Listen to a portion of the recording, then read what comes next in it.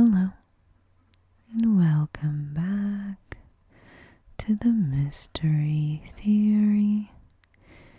This is an exclusive for Patreon video on the series Real Life Monsters I started for the month of October.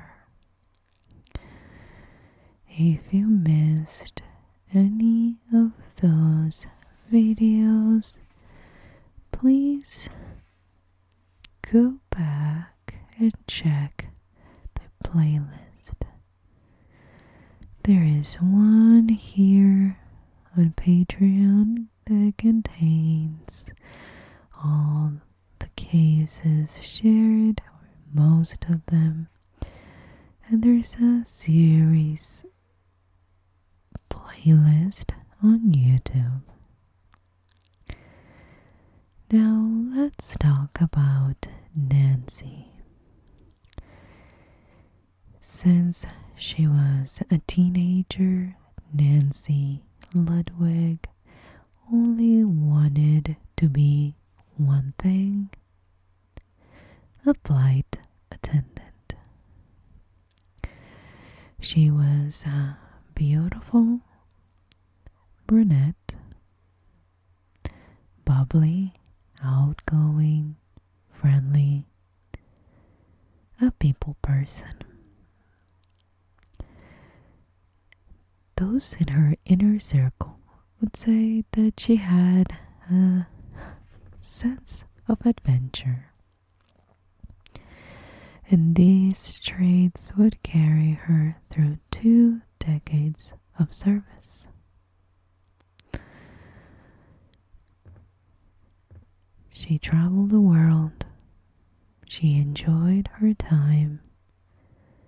But by the 90s, when she was 41 years old, she was no longer working those long hauls. And this particular night, she was flying from her hometown of Minneapolis to Detroit, Michigan. This was on February 17th, 1991, which happened to be a Sunday, a very cold one. So as always, Nancy's husband dropped her off at the airport. They had their own routine, and Art, being 16 years older than his wife, was always trying to take care of her. But their age gap was not a problem, and they were described as happily married. Friends describe them as the perfect couple. Be careful with those people. I find the people that brag about their marriage the most sometimes are the ones that are struggling in the marriage the most.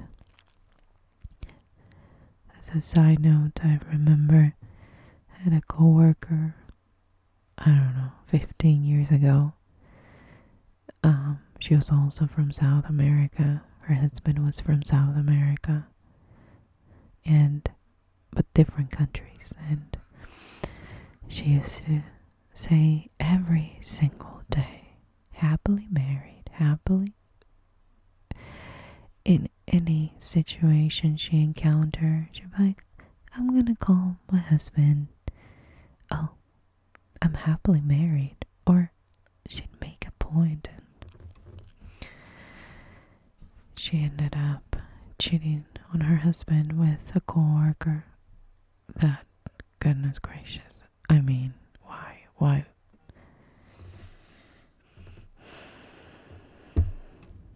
would they do that? Anyway, that was kind of a side note, but every time I read these cases and go through articles and description of the couple, I feel like there are lots of them that describe these couples as perfect, and after being married for over 20 years, I can tell you, being married, it's a lot of work. So I don't buy the perfect couple thing. You can love somebody all you want, and that's a good thing, but actually making things work, it's a completely different story. But all the articles I found and all the information I found pointed to a perfect couple. So Nancy promised to call after she landed, and she always did it. But this was a late night flight, and she'd be staying over in Detroit and coming back home the next day. At around 11 a.m. the next morning, the maid knocked on the door of Nancy's room at the Hilton Airport Inn. This is located in Romulus, Michigan. Since nobody answered, she said, "Room service," and entered. She expected the room to be empty. The drapes were still drawn, so she crossed the room and opened them. When she turned around, she saw Nancy's body on the bed. So she desperately ran down the stairs, arrived at hotel security, and announced that the guest in room 354 had suffered a miscarriage. Now, because of the way that Nancy's body was, she was laying on her back. She had a sheet on up to her chin. So, she assumed that. But when the detectives moved the sheet, they knew that this was a lot worse. Her throat had been cut from ear to ear, almost decapitating her. They identified the victim as Nancy, although they couldn't find her ID, her personal belongings, no purse, no luggage, and no uniform. So, was this a robbery? I don't think so. They found semen stains on the sheet. It actually seemed like a horrible sex crime. The medical examiner determined the cause of death as blood loss due to the slitting of the throat. It was so vicious and so horrible that the knife had left notches on the spinal column. Nancy had suffered numerous cuts. A Apparently, they were inflicted as a form of torture. She had some horrendous defensive injuries to her hands. Apparently, she tried to grab the blade. The killer yanked it away and almost cut her fingers off completely. So investigators took semen samples and blood samples, and all this without notifying her husband, Art, who was very worried and about to call the hotel. They had this routine that Nancy would never break in all of the years they've been together, so why start now? But then he gets a call from Nancy's supervisor, who told him that there was an officer waiting outside. He also suggested that he get a flight to Detroit.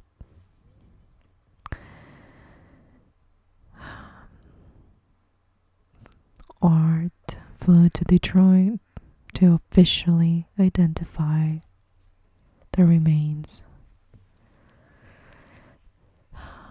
He also was interrogated, which is standard procedure, and closest people are usually the first suspects. But it was quite obvious that he had nothing to do with his wife's death. He was 700 miles away. He was heartbroken too. So he was taken off the suspect list pretty quickly. This was one of the hardest type of homicide to solve for this police force.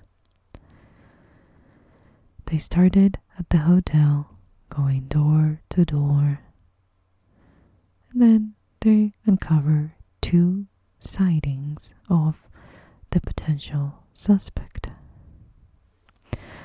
The first person was an employee who reported that he'd seen a man hanging around in the stairwell. That he had that out of place face, like he seemed agitated. Described as medium build, short, thick hair, and eyeglasses. The other witness, a flight attendant who was running up and down the stairs as a workout. She said the man was standing in the 3rd floor stairwell and that he had creeped her out.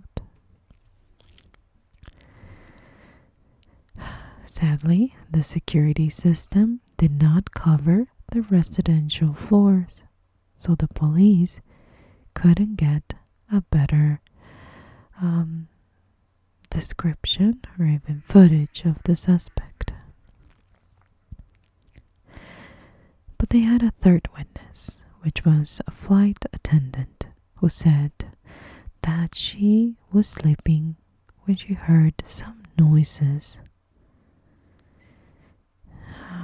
that thought might be muted screams. So went into the corridor to investigate, but the scream stopped and went back to bed. So police believe that the killer was lurking in the stairwell, waiting for Nancy to arrive and open the door. They believe that he came from behind her and forced her inside, and do whatever he went there to do. they couldn't confirm if Nancy was raped after dead or as she was dying.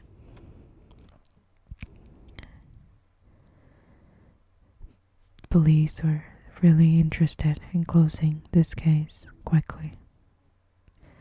This is savage crime, nothing they've seen before. But they had nothing to go on. Then a few days in, there was a break. Another flight attendant came forward to report something that he'd seen on the night of the murder. He said that he'd been looking out of his window at the Hilton when he spotted a man bundling a suitcase and a Northwest Airlines uniform into the trunk of a red-brown Chevy Monte Carlo. The description matched. So he was likely the killer they were hunting. The police started distributing this drawing or this that they had this, with the suspect's car in the picture. It was receiving a lot of media coverage, and it was generating leads. One of those tips led to a guy who frequently dressed in a Northwest pilot's uniform and claimed to fly for the airline. He ended up being a creep who used this to find girls. Another tip came from a man who got in contact with Art directly. And he said he had information about Nancy's death. Art agreed to meet with him, but it was disappointing. He only had a conspiracy theory, and he said that he believed that she was killed by Russian agents. A search of the suspect's car led them nowhere. The reward also led them, it just didn't work out. And Art was already frustrating with the lack of progress, so he started his own investigation. Despite his commitment, the case went cold. In the year 2001, which would have been 10 years after the murder of Nancy, the Detroit Police Department received a federal grant to investigate cold cases. And now, if you remember, they have a semen sample. So this was the prime candidate for this time of initiative. So it was sent for DNA analysis and returned an immediate match.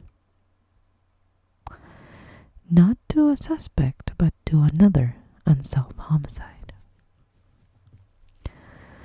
Margaret Evie, a music professor at the University of Michigan, had been really butchered in her home in November of 1986. But it was a similar case to Nancy's. She was tortured with dozens of small cuts to her skin. Her throat had been slashed, and also right? But in the Evie case, there was an additional hint or clue, a partial fingerprint left on a faucet. At the time, they couldn't find a match, but now they resubmitted it and got a hit. To this man by the name of Jeffrey Wayne Gordon. He was an unlikely suspect, really. He was 39 years old, married, had 2 kids. He was employed in his family landscaping business. He had no record.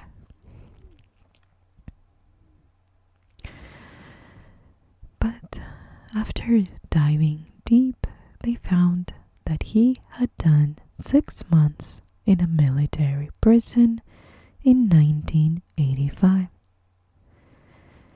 Apparently, all this while serving in the U.S. Navy. He was also dishonorably discharged. And you're probably wondering why? Well, he was stealing women's underwear and assaulted one. Apparently, he had knocked down a naval officer, ripped off her skirt, and ran away with it. This is like... Okay, let me finish. These crimes had been committed when he was in his 20s, but it was a pattern. He clearly had a fetish. Did this fetish eventually lead to murder? There was only one way to find out. They needed a DNA sample.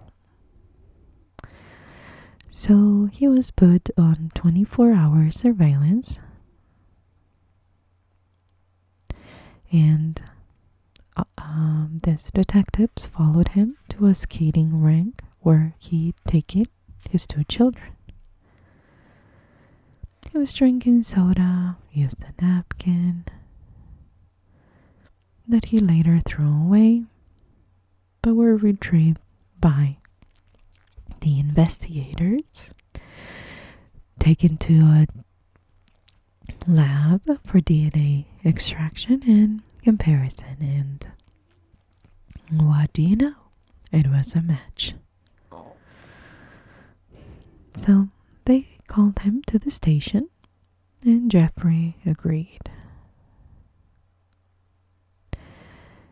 While they were interrogating, officers had a search warrant for his house. In the garage, under a tarp, there was a red-brown Chevy Monte Carlo, exactly like the one seen near Nancy's crime scene. In the attic, they found a huge stash of women's underwear, hundreds of items. Some even had labels with the names of the original owners. Then some VHS tape collection.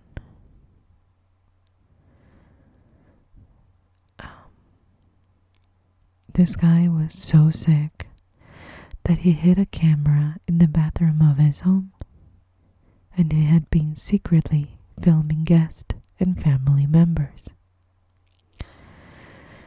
And some other images, you can see him dressed in women's underwear and posing for the camera.